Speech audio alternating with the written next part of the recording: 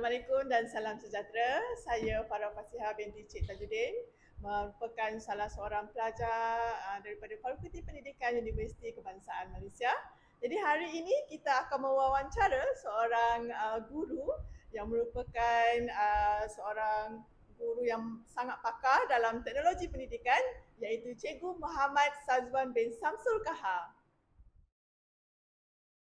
Saya Muhammad Syazal bin Samsul Kahar, guru Ketua Panitia Bahasa Melayu AJKC Chongqua Serban, sudah mengajar lebih kurang dalam 9 tahun. Saya merupakan seorang pendidik dan jurulatih dalam teknologi pendidikan, khususnya bidang saya dalam bidang penggunaan AI generatif, teknologi pendidikan, AR augmented reality serta VR visual reality. Saya sebenarnya telah bercimpung dalam bidang teknologi pendidikan ni sebenarnya lebih daripada 10 tahun sebenarnya. Semenjak saya di IPG lagi, saya memang minat untuk belajar dalam teknologi pendidikan.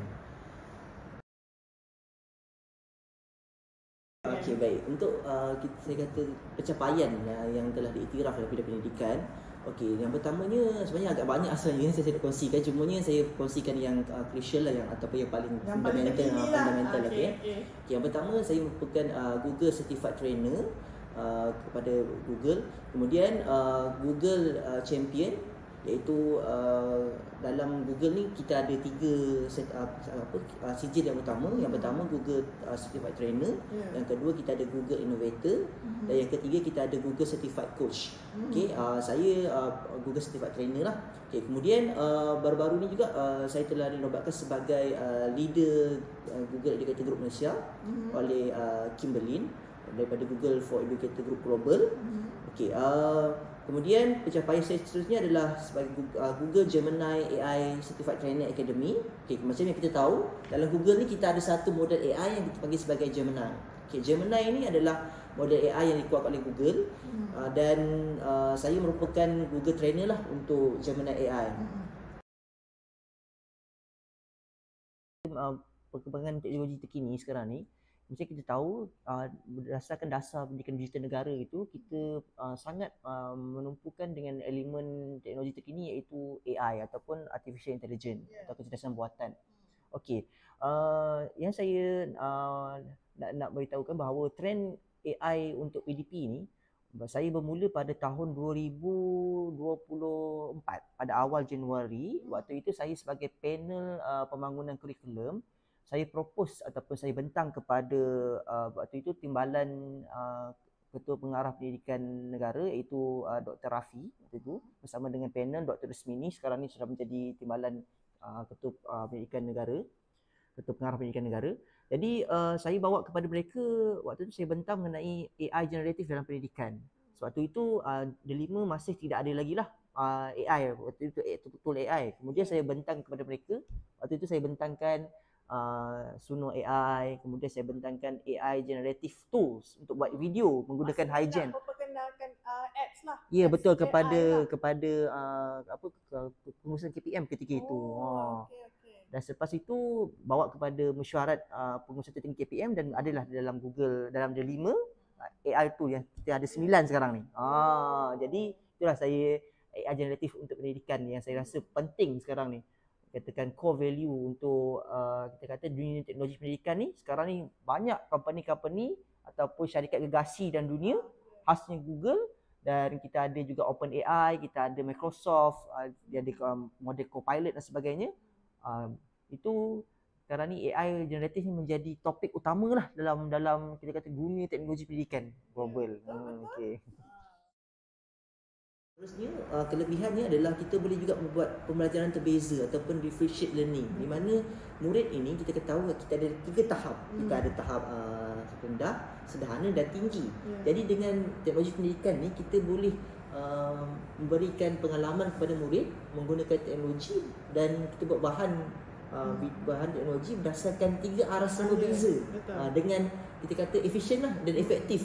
Tanpa kita mulakan masa yang panjang, kita boleh hasilkan 3 bahan mengikut tahap yang berbeza. Jadi kalau macam kita tahu, kita julat murid kita dalam 30 orang dalam satu kelas, dan kekangan yang kita hadapi adalah peranti ataupun device, gadget kan. Jadi macam mana untuk kita pastikan semua murid tu mendapat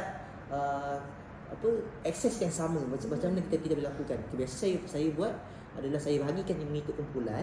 Kemudian setiap murid tu saya bekalkan satu tab ataupun komputer yang telah dibekalkan. Macam kita dalam KPM kita ada peranti ataupun laptop Dell. Dan ada juga sekolah-sekolah yang dikatakan ada juga menggunakan tablet, peranti cerdik pun ada juga. Jadi dalam satu kumpulan tu saya bagi ke ikut kumpulan.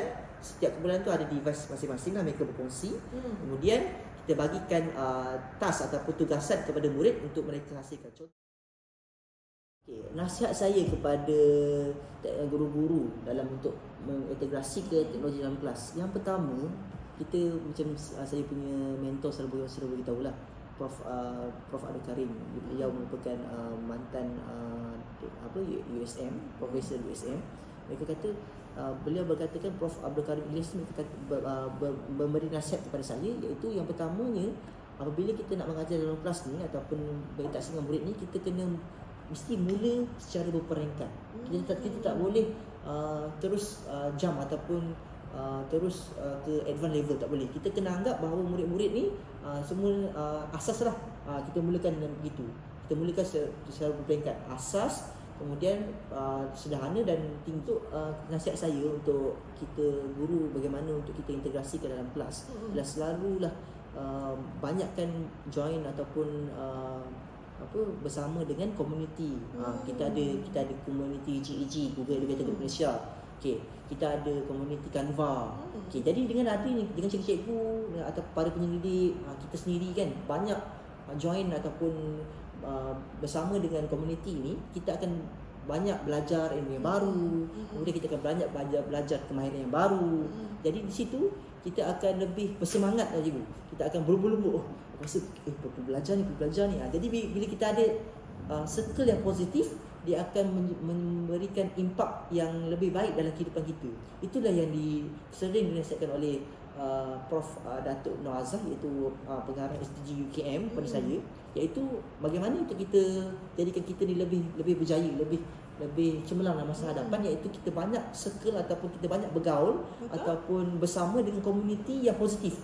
Contoh kita ada komuniti yang saya cakap tadi, GEG Malaysia, Google Educator Group Malaysia, komuniti Canva. Kita banyak kepada circle begitu. Jadi bila mana cikgu banyak, kita banyak dalam circle yang positif, kita akan membuahkan hasil yang positif juga. Jadi sebagai penutup wawancara ini, saya ingin mengucapkan terima kasihlah kepada Cikgu Syazwan atas perkongsian yang sangat bermakna untuk kita pada hari ini. Terima kasih atas pandangan dan pengalaman beliau, jelas menunjukkan bagaimana teknologi ni boleh menjadi satu alat. Cikgu kena ingat, teknologi ni adalah satu alat dan kita guru ni adalah sebagai seorang facilitator. Dan AI tidak akan menggantikan guru. Tidak akan menggantikan. Sebab kita tetap seorang guru bagi murid kita sendiri. Betul. Jadi semoga wawancara ini memberikan manfaat kepada para pendidik, kepada cikgu-cikgu yang ingin meneroka dunia teknologi. Jangan takut cikgu, teruskan dengan cikgu nak menimba ilmu cikgu dalam bidang teknologi, teruskan sahaja, cari ruangan, cari pakar teknologi seperti Cikgu Syazwan ini dan gunakannya untuk memperkasakan pengajaran cikgu di dalam kelas. Itu sahaja daripada kami. Assalamualaikum dan